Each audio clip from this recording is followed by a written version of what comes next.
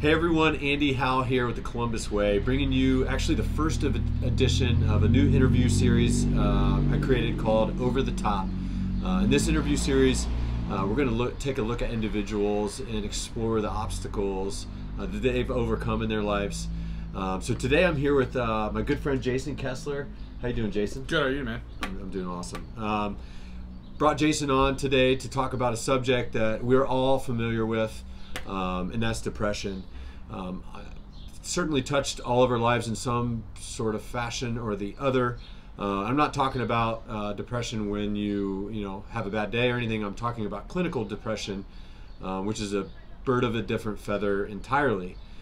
For those of you that don't have depression issues like myself, sometimes can be hard to understand, but it's very important that we keep the lines of communication open and make sure we're supporting our friends and family who are struggling with the disease, and doing whatever we can to help them be the best they can be. So first off, Jason, thanks for stopping by here today, and even being willing to talk about this on camera. I mean, it's certainly very personal, and but I think it will help a lot of people just hearing about your journey and everything. Yeah, I'm pretty open about it. So.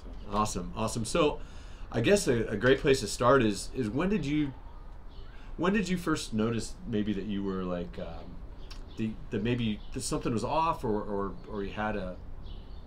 you weren't as happy as other people, or I was diagnosed in February of 2013 with severe clinical depression, but I probably was manifesting symptoms most of my life at various points. There was a period in college where that was happening, and I can remember even in high school, but really it came to a foot. Then I lost my job, and it really manifested to me like it wasn't so much I was sad or like I just didn't care. Like apathetic. Yeah, it was a lot of apathy. I didn't care if I was alive or not. It didn't really matter so much, and I started having like cognitive issues. Like I couldn't remember things, and I had a hard time concentrating and focusing. I didn't sleep well. So my wife is a counselor, so she definitely helped me recognize that, because when you're in that throes of depression, like you're not very self-aware, and it's hard to. Things started like I'd lost my job and stuff like that was happening, probably because of those symptoms that were happening. Things can kind of start to snowball. Right. Yeah. Well, like in college and when you were growing up and before you were diagnosed in 2013, was there anything that you did like when you were feeling that way that helped manage the symptoms, or you just kind of let it ride? And No, I was kind of under what I think most people are under, is just like it's snap out of it kind of thing. And I didn't know that there was depression in my family. But I kind of keep to myself as far as like things in my head, for better or for worse. And I just typical dude, right? I didn't want to burden anyone, and I just felt like I could fight it off myself. And I mean, lucky for me, it never got too bad. Others aren't so lucky, but yeah. So you got diagnosed with severe clinical depression in 2013. The doctor prescribes pharmacological he put agents, me on Zoloft. right? Okay. It's pretty standard. They know a lot about it. Pretty standard, and I'm going to say my own experience with health professionals. My wife is one, so nobody take offense, please. It's just my opinion is that they are in the market of symptom prevention. Sure. And they're not really in the market, nor do they really have time to take each individual and really get down and dig up that nasty root. It's a business. Of whatever's happening. So, since 2013, you've had to come up with, I know you have, other things to help you get your mental space right. Right. Would you mind sharing what some of those things are? So when I was first diagnosed, I took Resolve, and it made an immediate difference. My energy like to a point where my wife thought I was manic, because like it was too high, but I think I'd been so low that it just looked really high. And then I was going to therapy for a little bit. I think my insurance covered like 8 sessions, so I did the 8 sessions, and like I loved it, and it was great. And then it just didn't work out for time, so I stopped therapy and just kind of relied on medicine. And as time went on, Zoloft had some other side effects that I didn't like. It affects men in a certain way, if you know what I'm saying. Yeah. And some of those SSRIs do that. So I changed medicine to Wellbutrin, and that didn't really do anything. But I was still only relying on the medicine. It wasn't until another bout in the last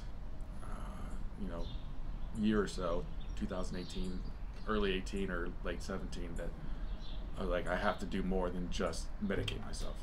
Some diminishing returns, right? From like the Wellbutrin. I mean, and it's kind of a mixed bag. They try different medicines, work for different people, and sometimes there's trial and error. Sure. And so I changed. Like I was still on Wellbutrin, but I started to pick up. Like I started therapy again, and then I started working out, which has definitely made a difference. I found out I'm also have low testosterone levels, which makes a difference for guys.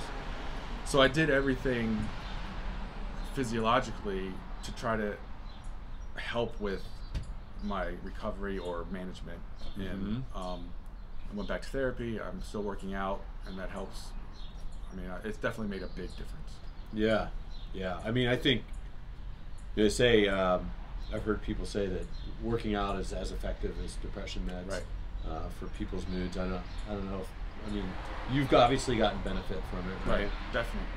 That's awesome. And I changed medicine, so that's working. So everything's like working more effectively, more consistently. Right. Adding all those other dimensions. Right. Well, I just want to go back to some. We were texting a couple weeks ago, kind of about this, and so when I run or when I exercise, I tend to almost like get in a meditative mindset. And I'm just thinking about like whether it be creative things or I've got an issue. How do I solve this issue? Well, the other day, and I text you this, during my run, I was thinking about decision making, and I was thinking about one of those little hourglasses that those time things with the sand in there, right? And I was thinking about that being perfectly sideways, and the sand representing each decision we make, and that. When you make good decisions, no one decision is going to change your life forever. Right. But it's the compounding of good decisions that do. And I was thinking about the hourglass and having it, tilt to the side. And it's almost like the more good small decisions you make, the more positivity is in your life, and you almost get like a momentum. And I text that to you, and you said, yeah, I agree, in that simple, small decisions were something that was really hard. Decisions were hard to make when you were in kind of the throes of a bout of depression. Yeah, I just didn't want to engage with life, and that was just whether or not that had to do with a chemical imbalance or whatever. That when you're in the throes of that, like I said, it manifests differently in people. But for me, I just was apathetic. I didn't want to participate. So you've made a hell of a lot of change since then. I'm interested in what so you're in this super apathetic headspace, and you just don't give a fuck, right? And at some point that changed. There was a moment in time that changed in your head. Do you remember the moment, and do you remember what made it change? Probably has to do with my children. I didn't want to be an absent father in a way, because I was just a vessel. Yeah. And now, so I was being treated before, I was diagnosed before my oldest was born. So, but I wasn't as bad, but I wasn't as good as I felt like I should be. So, but the medicine, it assists you to make those decisions, but you still have to make those decisions and follow through. And that's sometimes that's hard. Life, it's hard to find time to go to the gym sometimes, and it's hard to make sure you eat healthy when you have a busy life, and it's hard to do those things. But I think the payoff, at least for me, and it's their journey's not over, but it's definitely going in the right direction from my own mental health. But yeah, I would say depression affects. It wasn't. There's other lives. Like my wife's life and our relationship and the relationship with my kids, and like it affects everything. Mm-hmm. So it's not just, you know, one, in a way, not just one person has depression. If you know that person who has depression, like, you're affected by it as well, because they're not engaging with you, they're not calling, like, you're not being themselves, if you will. Right. They're so at some point it's hard to, like, yeah, they're checked out. And I was checked out a while, and I mean, I wasn't, you know, like suicidal, if you will, but like I was not living. So I was just walking, waiting. If you will. Well, that's always the worst. You feel like your friend, you know, you find out maybe a little bit late that you're dealing with something, and you think, oh shit, like, 'cause I've actually had a friend kill themselves, and nobody knew that they were depressed. Yeah, most people don't know.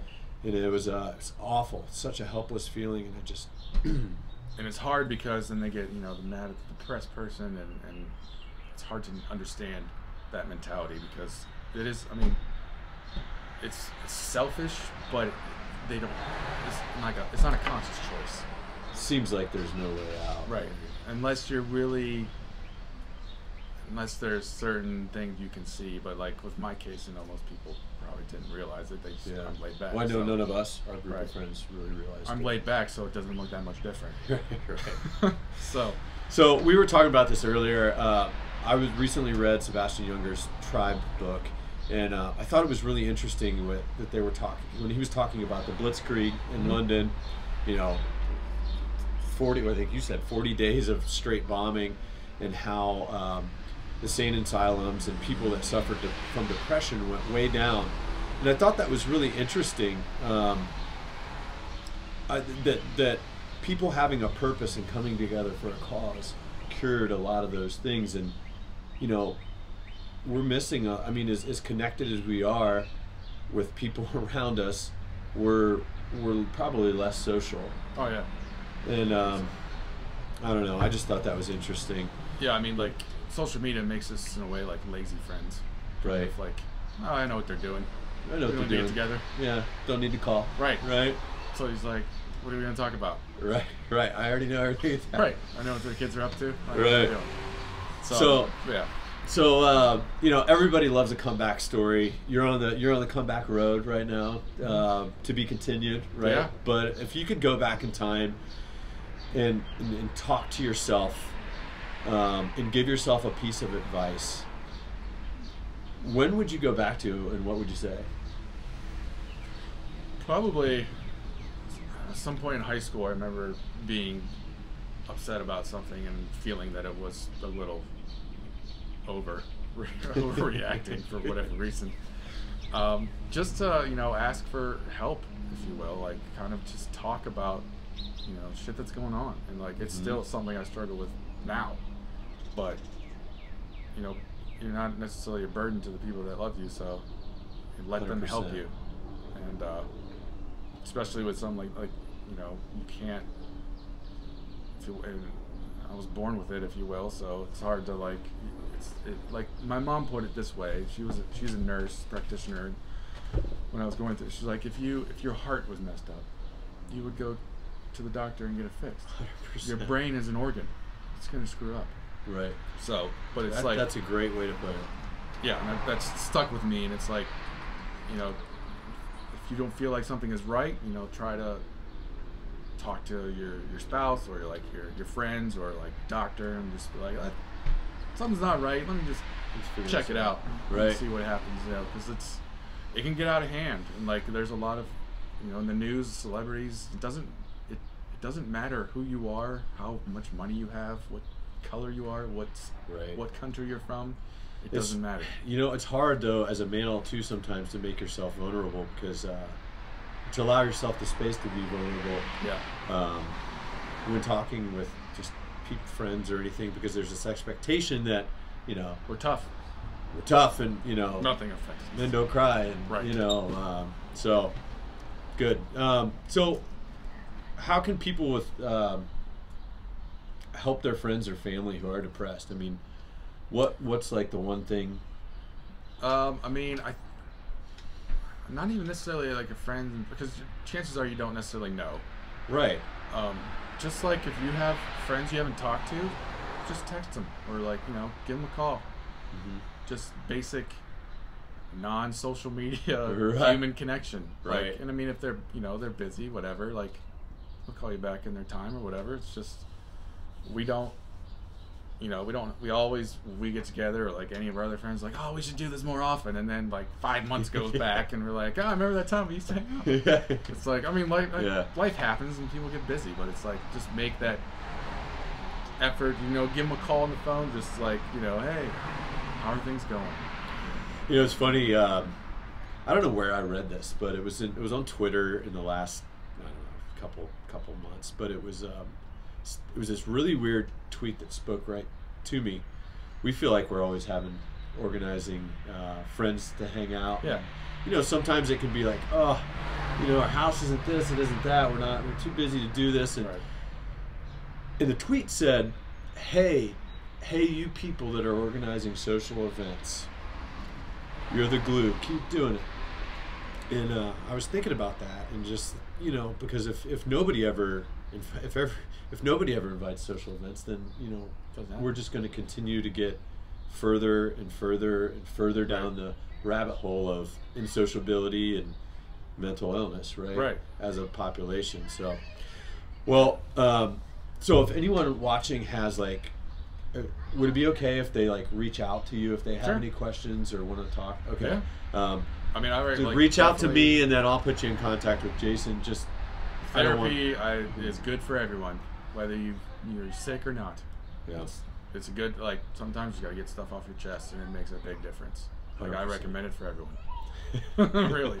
I mean, it's great. Sometimes I think you know, getting a good sweat. Right. And if you like, it's like, and whatever is therapeutic for you, whether, you know, meditation or working out or just sitting on your porch drinking coffee, whatever, do it. Like, you gotta, you know, take some self-care. There's nothing wrong with, and I'm learning this, like, there's nothing wrong with being a little selfish at times. And like, I know it's hard when you have little kids, but it makes you a better parent, better partner, like, and it's still like, I mean, it's still hard to like put those things into action. But I completely agree, though. My philosophy is, and I got in trouble for saying this to my wife once, is that I'm going to forget the exact phrasing, but I was telling her that, you know, by me working out and doing these things, it made me be my best, so I could be a better husband, father, and just contributing member of society. So, agree. Well, dude, thanks so much for being willing to come on camera here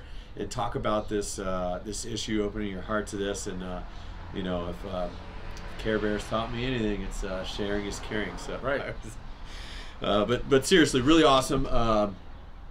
Thank you. I hope you guys enjoyed it. Hopefully it touches somebody out there. And if any of you out there have a personal story of overcoming an obstacle or a challenge in your life that you'd like to share and inspire others, I would love to talk to you and explore that. So thanks for watching, guys. Oh, this thing always turns on.